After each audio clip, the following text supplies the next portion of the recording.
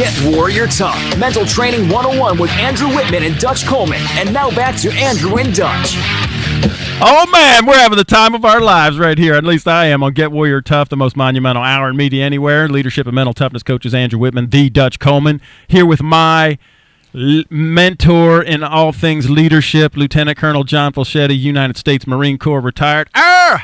All right, Dutch, you got a good you had something that you wanted to ask the Colonel, so I'm going to cue it up for you, bro. Hit him with it. Double barrels, man. He could take it. It's kind of a question and a comment. When I look at myself and I look at the things I do, I always see failures as practice. I minimize my failures because, hey, I was just practicing anyway.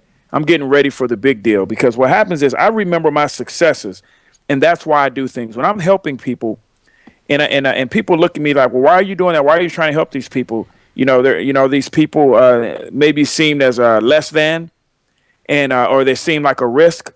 But what I do is I remember the one or two that I helped that became great. And that's the reason I'll go and I don't look at the times that I failed with someone. What drives me is that time that I helped that one. So I know it's possible. And so every time I go back in the well, I'm not afraid to go after one that's a risk and try to change their lives, because I remember that success that I had. And I remember going against all odds. So I look at my failures differently from other people. I know a lot of times people say, well, I remember the failures more than I do the successes. Well, I remember the successes, and that's what drives me, because I know it's possible.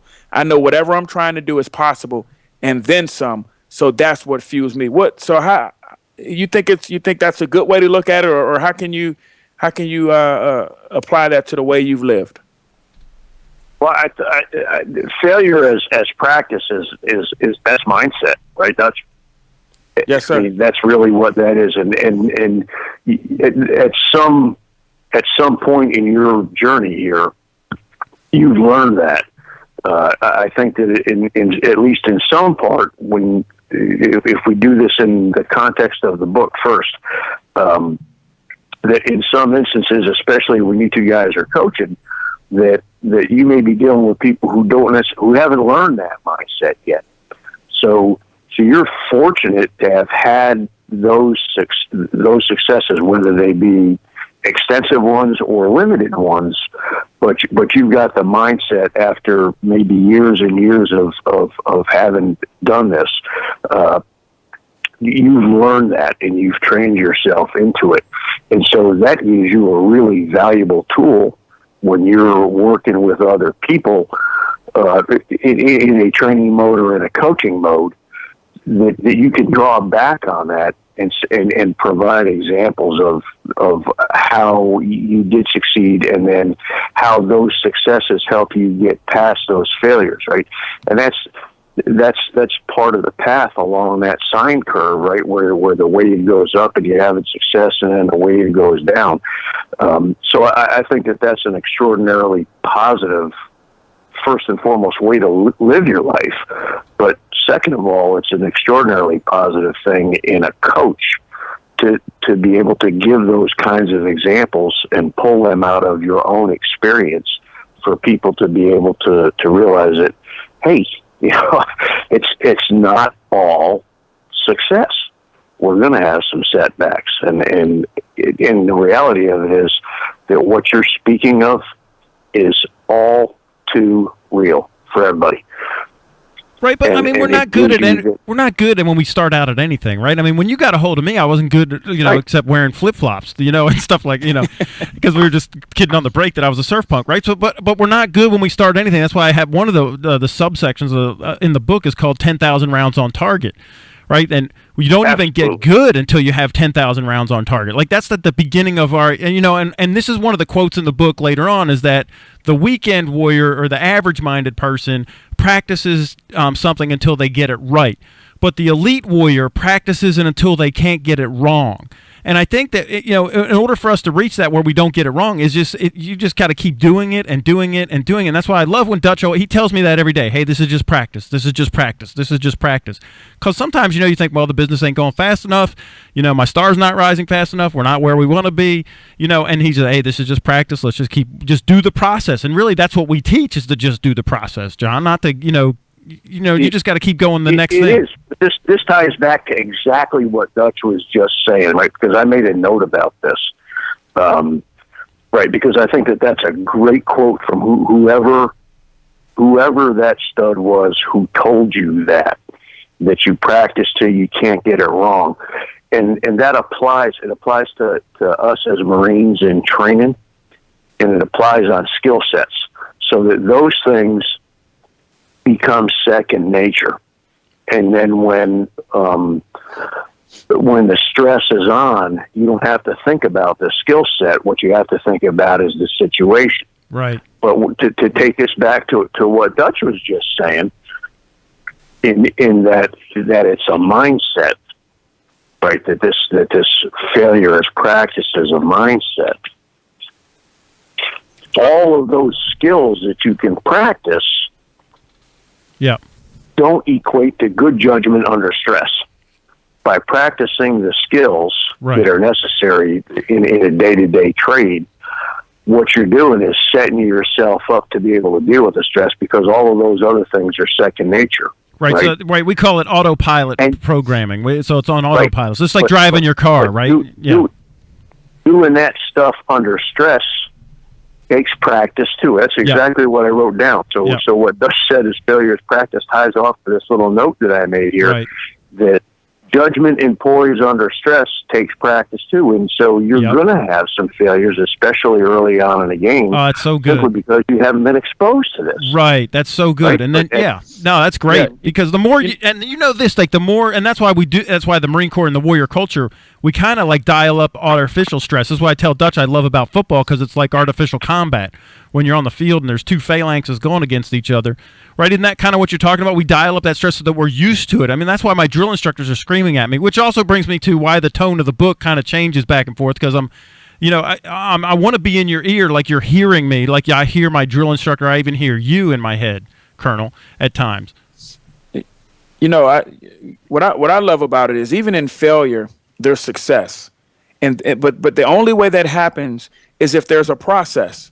Because if there's a process, that's a plan, that means there's a target. So if I have to take a hill and I'm not having success, and I have a week to take this hill, and halfway through the week, I haven't taken the hill, well, if I didn't really base that on a process or a plan, I'm going to cut and run. I'm going to run the other way because we haven't taken that hill yet. And we're not making any progress, right? We exactly. Can't, But if I have a plan and a process that involves taking that hill in a week, and in 3 days, I'm 3/4 of the way there, I know that because I know the process and the plan. So I'm going to keep plugging away because, hey, man, we're ahead of schedule on taking this hill.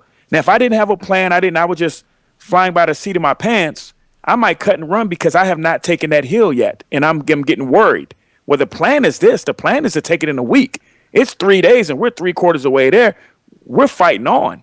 And so when you when you take ownership of that plan and you know that process, then you're good and you're plugging away and you're not cutting and running. You're not, because you know what you're doing. You have that target.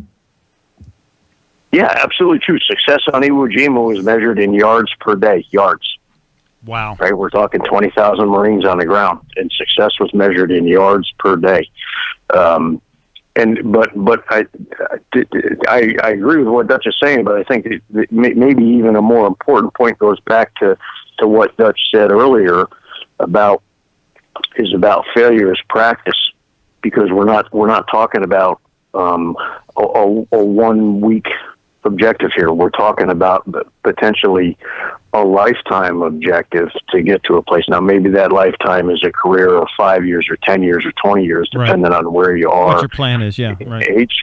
In the age piece, right, and how fast you have to get to where you want to go. But that ability to take failure in or success that's short of the original objective that you had identified and recognize it as practice and then build on that for the next objective is critical. It's defining your success, but learning to redefine it. Absolutely. Yeah, and you do, and that absolutely. Yeah, AJ, what'd you say? I didn't hear you, man. Just tell me in my ear. All right, so John, I got to ask you this question, because like when when before I got to you, I had already failed, like miserably. I went, I'd applied to MECEP, it went all the way up to the commandant, and then shot down. Boom. All right, so that dream shot. Now I have to pivot off of that, and then then I wanted to go to law school, and that blew up, and then and I ran for Congress, and that blew up.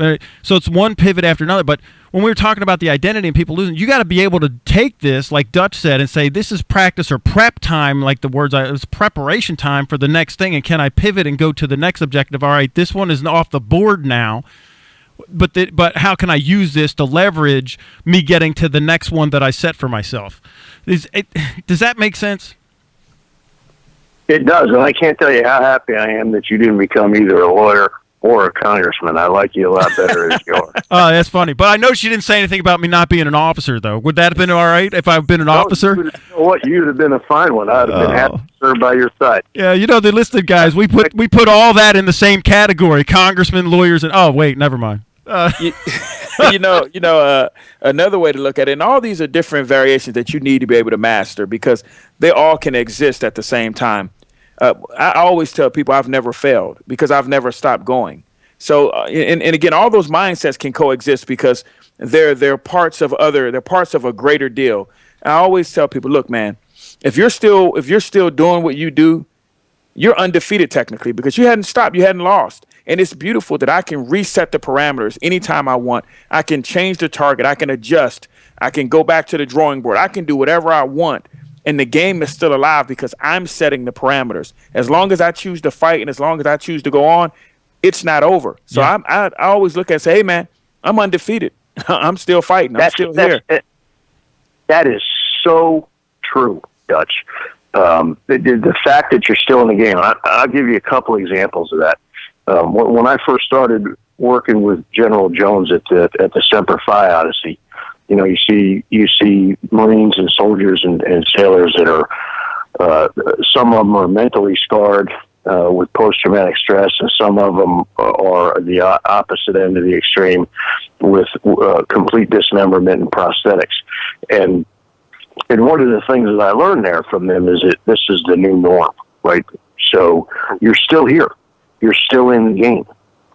They have to be. I mean, it's either that or you go rot away someplace. Right. What are you going to do? So lay down and die? I mean, yeah. Right. No, I love that. Right. You have to be still in the game.